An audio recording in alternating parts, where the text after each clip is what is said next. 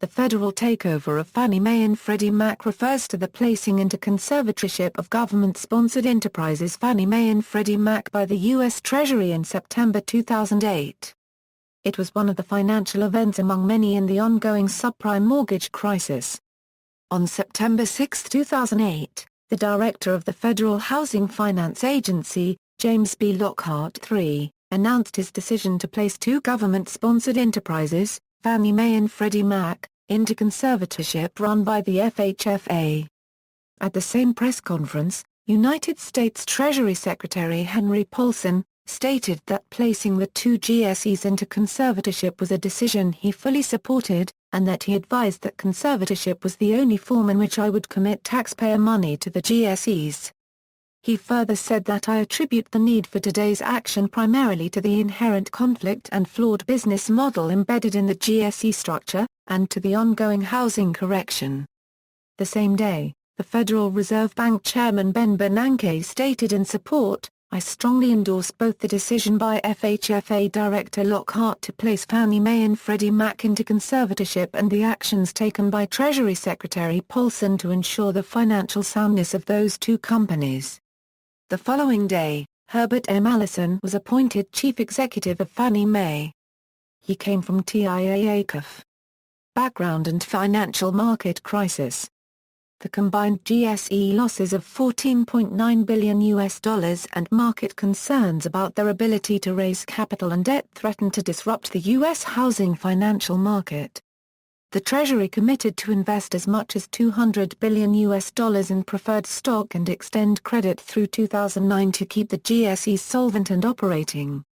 The two GSEs have outstanding more than $5 trillion in mortgage-backed securities and debt. The debt portion alone is $1.6 trillion. The conservatorship action has been described as one of the most sweeping government interventions in private financial markets in decades, and one that could turn into the biggest and costliest government bailout ever of private companies. With a growing sense of crisis in U.S. financial markets, the conservatorship action and commitment by the U.S. government to backstop the two GSEs with up to $200 billion in additional capital turned out to be the first significant event in a tumultuous month among U.S.-based investment banking, financial institutions and federal regulatory bodies. By September 15, 2008, the 158-year-old Lehman Brothers holding company filed for bankruptcy with intent to liquidate its assets, leaving its financially sound subsidiaries operational and outside of the bankruptcy filing. The collapse is the largest investment bank failure since Drexel Burnham Lambert in 1990. The 94-year-old Merrill Lynch accepted a purchase offer by Bank of America for approximately $50 billion, a big drop from a year earlier market valuation of about $100 billion. A credit rating downgrade of the large insurer American International Group led to a September 16, 2008 rescue agreement with the Federal Reserve Bank for an $85 billion secured loan facility, in exchange for warrants for 79.9% of the equity of AIG. Previous attempts at GSE reform. The GSE business model has outperformed any other real estate business throughout its existence. According to the annual report to Congress, filed by the Federal Housing Finance Agency, over a span of 37 years, from 1971 through 2007, Fannie's average annual loss rate on its mortgage book was about 4 basis points. Losses were disproportionately worse during the crisis years, 2008 through 2011, when Fannie's average annual loss rate was 52 basis points. Freddie Mac's results are comparable. By way of contrast, during the 1991–2007 period, commercial banks' average annual loss rate on single-family mortgages was about 15 basis points. During the 2008–2011 period, annual losses were 184 basis points. Or take a look at the FHFA study that compares, on an apples-to-apples basis, GSE's loan originations with those for private label securitizations. The study segments loans 4 ways, by ARMs versus fixed rate, as well as by vintage, by FICO score and by loan-to-value ratio. In almost every one of 1,800 different comparisons covering years 2001 through 2008, GSE loan performance was exponentially better. On average, GSE fixed-rate loans performed 4 times better, and GSE ARMs performed 5 times better. However, other critics in D.C. claim that the GSE business model faces inherent conflicts due to its combination of government mission and private ownership. The GSEs were given monopoly privileges against which private enterprise could not compete. Both GSEs had a line of credit with the U.S. Treasury Department, and both GSEs were exempt from state and local income tax on corporate earnings. The GSEs were the only 2 Fortune 500 companies exempt from regulation by the Securities and Exchange Commission. Because of implicit government backing, Fannie Mae discount notes became the second largest short-term notes issued. The American Enterprise Institute, a conservative think tank, argues that the government mission required them to keep mortgage interest rates low and to increase their support for affordable housing. Their shareholder ownership, however, required them to fight increases in their capital requirements and regulation that would raise their costs and reduce their risk-taking and profitability. But there were 2 other parties, Congress and the taxpayers, that also had a stake in the choices that Fannie and Freddie made. Congress got some benefits in the form of political support from the GSE's ability to hold down mortgage rates, but it garnered even more political benefits from GSE support for affordable housing. However, such claims were at odds with the majority report of the Financial Crisis Inquiry Commission. In 2003, the Bush administration sought to create a new agency, replacing the Office of Federal Housing Enterprise Oversight, to oversee Fannie Mae and Freddie Mac. In 1992, in the wake of the savings and loan crisis, and over concern similar lending problems would develop, the Office of Federal Housing Enterprise Oversight was created as part of the Department of Housing and Urban Development. While Senate and House leaders voiced their intention to bring about the needed legislation, no reform bills materialized. A Senate reform bill introduced by Senator John Corzine never made it out of the 21-member Senate Banking, Housing, and Urban Affairs Committee. At the time, members of the 108th Congress expressed faith in the solvency of Fannie and Freddie. Congressman Barney Frank, for example, described them as not facing any kind of financial crisis. In 2005, the Federal Housing Enterprise Regulatory Reform Act, sponsored by Senator Chuck Hagel and co-sponsored by Senators Elizabeth Dole, John McCain and John Sununu, 1, would have increased government oversight of loans given by Fannie Mae and Freddie Mac. Like the 2003 bill, it also died in the Senate Banking, Housing, and Urban Affairs Committee, this time in the 109th Congress. A full and accurate record of the congressional attempts to regulate the housing GSEs is given in the congressional record prepared in 2005.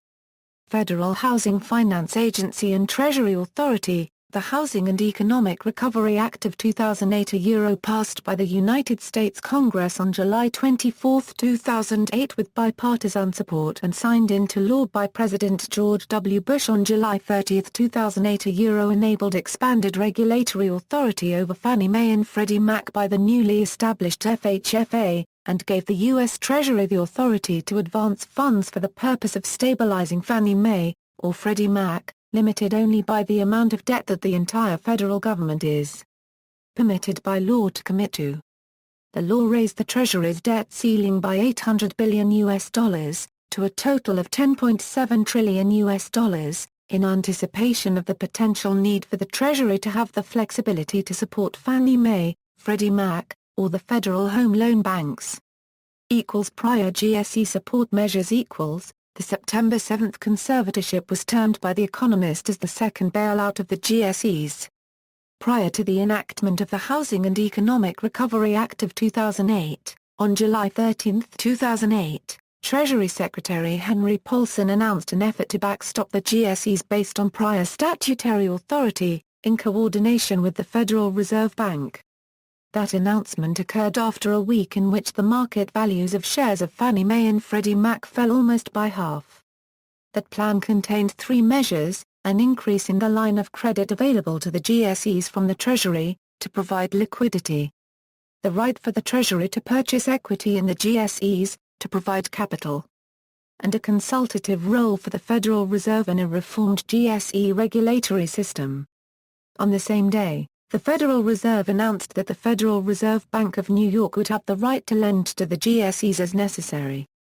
Capital infusion by the Treasury. The agreement the Treasury made with both GSEs specifies that in exchange for future support and capital investments of up to $100 billion in each GSE, at the inception of the conservatorship, each GSE shall issue to the Treasury $1 billion of senior preferred stock, with a 10% coupon, without cost to the Treasury.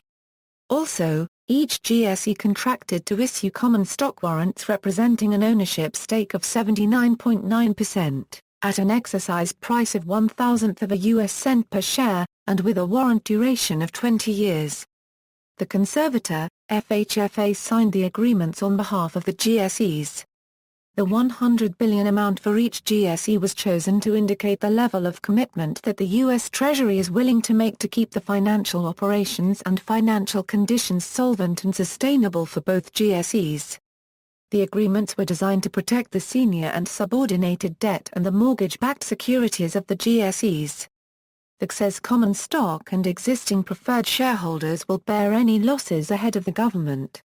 Among other conditions of the agreement, each GSE Euro unregistered trademark S retained mortgage and mortgage-backed securities portfolio shall not exceed $850 billion as of December 31, 2009, and shall decline by 10% per year until it reaches $250 billion. FHFA initial actions as conservator. In the September 6, 2008 conservatorship announcement, Lockhart indicated the following items in the plan of action for the Federal Housing Finance Agency conservatorship. On September 8, 2008, the first business day of the conservatorship, business will be transacted normally, with stronger backing for the holders of mortgage-backed securities, senior debt and subordinated debt.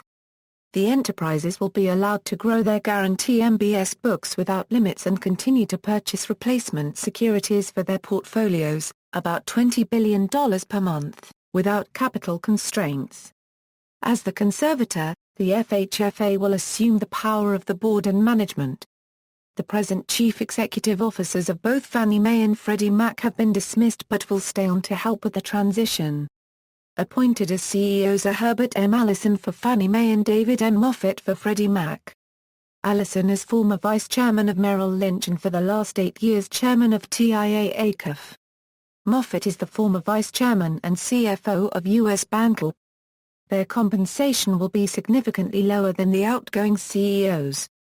They will be joined by equally strong non-executive chairmen. Other management action will be very limited. The new CEOs agreed it is important to work with the current management teams and employees to encourage them to stay and to continue to make important improvements to the enterprises. To conserve over $2 billion annually in capital, the common stock and preferred stock dividends will be eliminated, but the common and all preferred stocks will remain outstanding.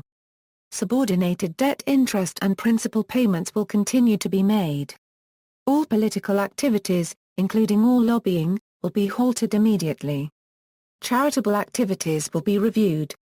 There will be financing and investing relationship with the U.S. Treasury via 3 different financing facilities to provide critically needed support to Freddie Mac and Fannie Mae, and also to the liquidity of the mortgage market.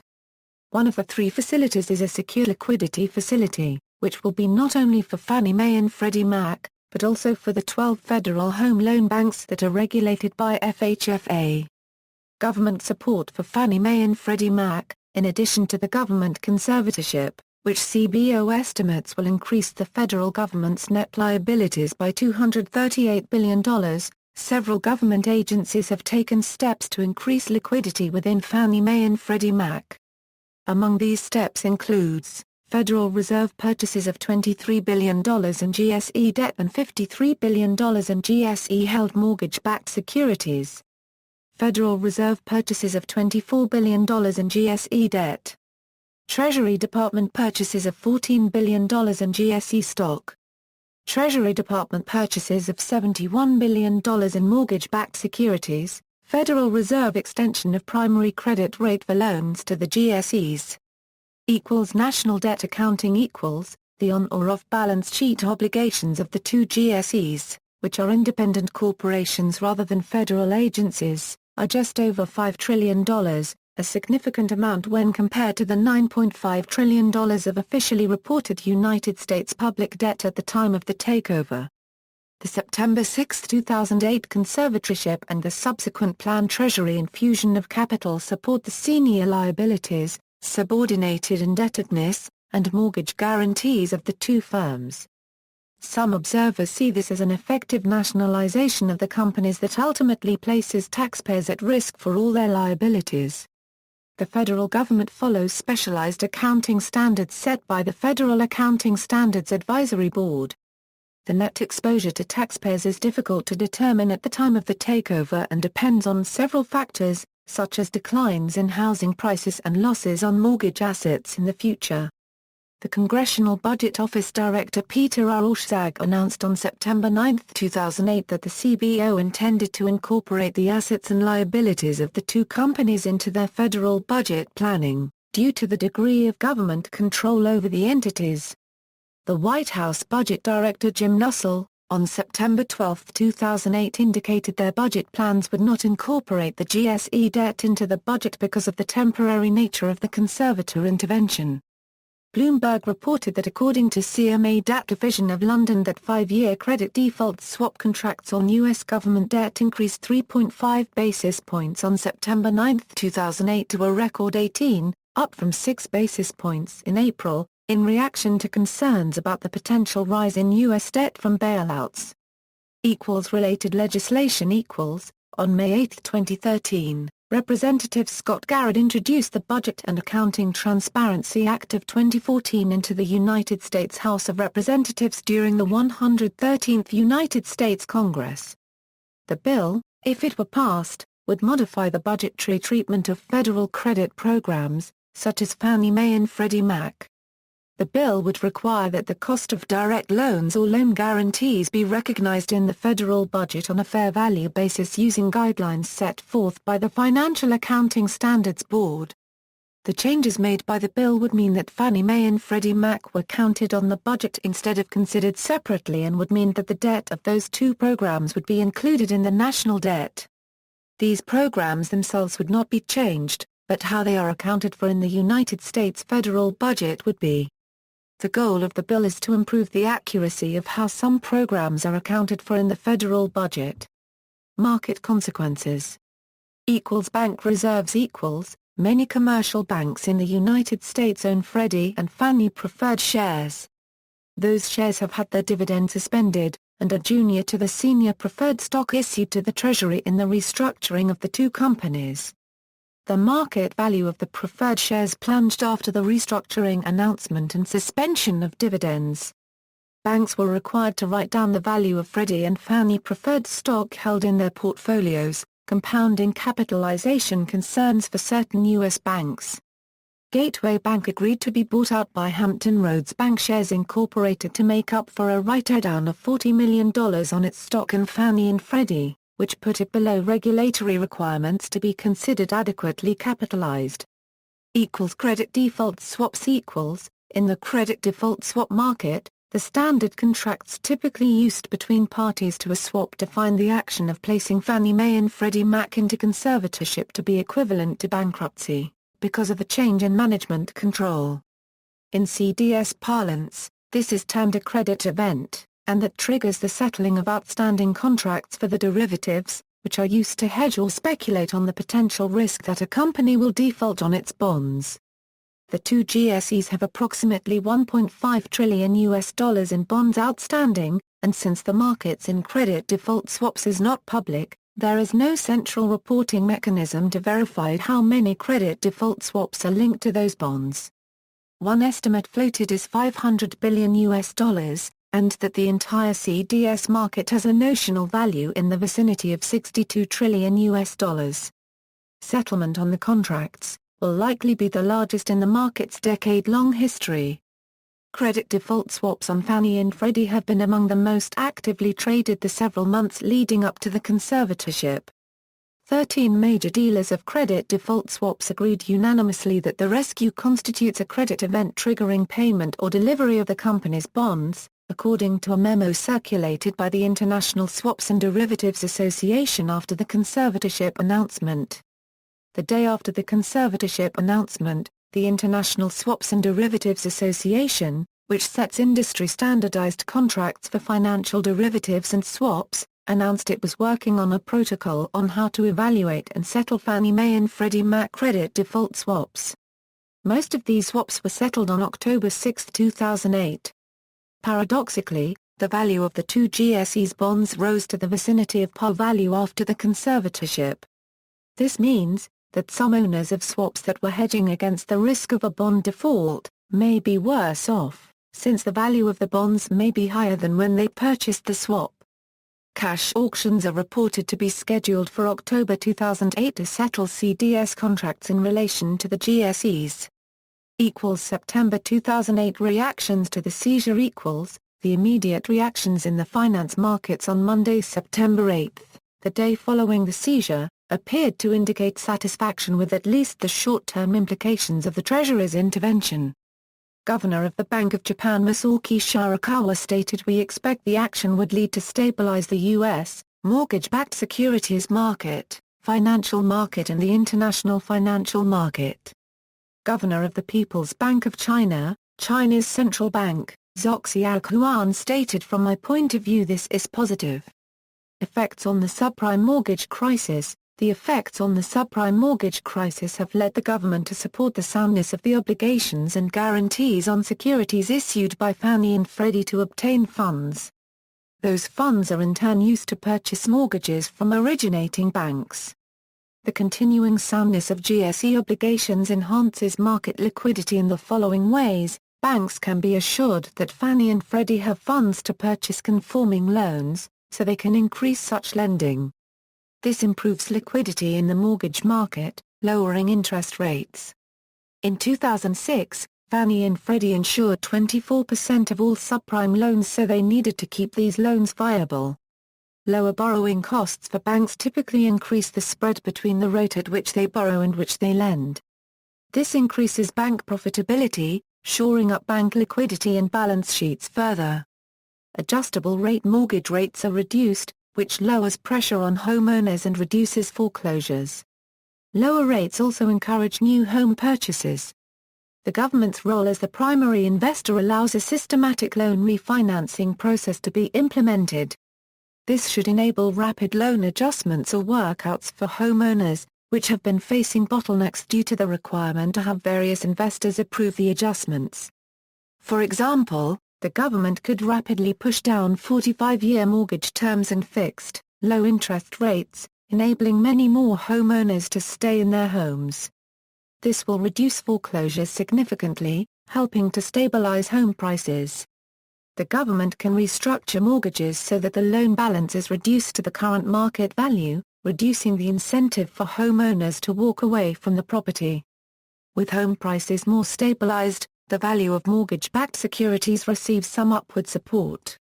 Financial condition of Fannie and Freddie prior to takeover. Over 98% of Fannie's loans were paying timely during 2008. Both Fannie and Freddie had positive net worth as of the date of the takeover, meaning the value of their assets exceeded their liabilities. However, Fannie's total assets to capital was about 21, while Freddie's was about 71. These numbers increase significantly if one includes all the mortgage-backed assets they guaranteed. These ratios are considerably higher than investment banks, which leverage around 31. However, there was concern that the XE's liquidity was insufficient to handle growing delinquency rates, such that although viable in September 2008, the scale of loss in the future would be sufficient that insolvency would occur and that knowledge of this future failure would induce immediate or near-immediate failure due to buyers refusing to buy debt. Both GSEs roll over large amounts of debt on a quarterly basis, and failure to sell debt would lead to failure due to lack of liquidity. A slower form of failure would be the issuing of debt at high cost, and this would greatly diminish the earning power of both GSEs, rendering them unable to earn the money they would need to handle expected future losses. Both GSEs counted large amounts of deferred tax assets towards their regulatory capital, which were considered by some to be of low quality, and not truly available capital. The deferred tax assets would only have value if the companies were profitable and could use the assets to offset future taxes. Both companies had experienced significant losses and were likely to face more over the next year or longer. Ongoing status of Fannie and Freddie conservatorship. In testimony before a House Financial Services Committee subcommittee on June 3, 2009, Federal Housing Finance Agency Director James B. Lockhart III presented his report, OE the present condition and future status of Fannie Mae and Freddie Mac. Highlights of the report include, the Treasury Department unregistered trademark's commitment to fund up to $200 billion in capital for each enterprise is expected to be sufficient. The enterprises own or guarantee 56% of the single-family mortgages in this country, or $5.4 trillion of the total $11.9 trillion in outstanding mortgage debt. Their combined share of mortgages originated in the first quarter of 2009 was 73%. Private label mortgage-backed securities are a major driver of enterprise losses. Both enterprises are heavily involved in planning and implementing the Making Home Affordable and the Home Affordable Refinance programs. The report notes. As of March 31, 2009, seriously delinquent loans accounted for 2.3% of single-family mortgages owned or guaranteed for Freddie Mac and 3.2% for Fannie Mae. While those are historically high levels, they compare favorably to industry averages of 4.7% for all prime loans. 7.2% for all single-family mortgages, 24.9% for all subprime mortgages, and 36.5% for subprime adjustable-rate mortgages. The report provides background on the origins of PLS and the risk they present. PLS loans represent only 15% of mortgages but 50% of serious delinquencies. In contrast, at year-end 2008, the loans the enterprises held or guaranteed represented 56% of the U.S. single-family mortgages outstanding, but only 20% of serious delinquencies. The credit quality of investments in PLS has proven to be much worse than the initial AAA credit ratings of those securities would have suggested. The ongoing uncertainties surrounding the true economic value of PLS will continue to raise safety and soundness concerns. The report notes the for-profit structure of the GSEs worked counter to prudent risk management as competition reduced both market share and profits, thus eroding the GSEs' credit requirements. To maintain profitability, each enterprise increased purchases of PLS backed by alternative mortgages and of high-risk whole loans. And while many had criticized the OFHEO and sought to replace it, purchases of PLS ultimately proved disastrous for the enterprises. Credit and market value losses would have been even larger had the Office of Federal Housing Enterprise Oversight, one of FHFAA unregistered trademark's predecessor agencies, not increased the enterprise unregistered trademark capital requirement by 30% and capped their asset portfolios because of accounting and control problems. The George W. Bush administration was prevented from taking official action due to Senate Bill 190 of the 109 Congress never being allowed a full Senate vote, even though it was passed out of committee on a 13-9 vote along party lines. Doing so would have prevented Congress home ownership goals being realized. On June 16, 2010, it was announced that the two GSEs would have their shares delisted from the New York Stock Exchange. An article from August 2012 in Bloomberg noted that the companies have drawn $190 billion in aid and paid $46 billion in dividends since being taken over by U.S. regulators in 2008. On September 24, 2012, a judge dismissed a class action lawsuit that contended that Freddie Mac made misleading statements about its exposure to risky loans in the run-up to the company's federal takeover.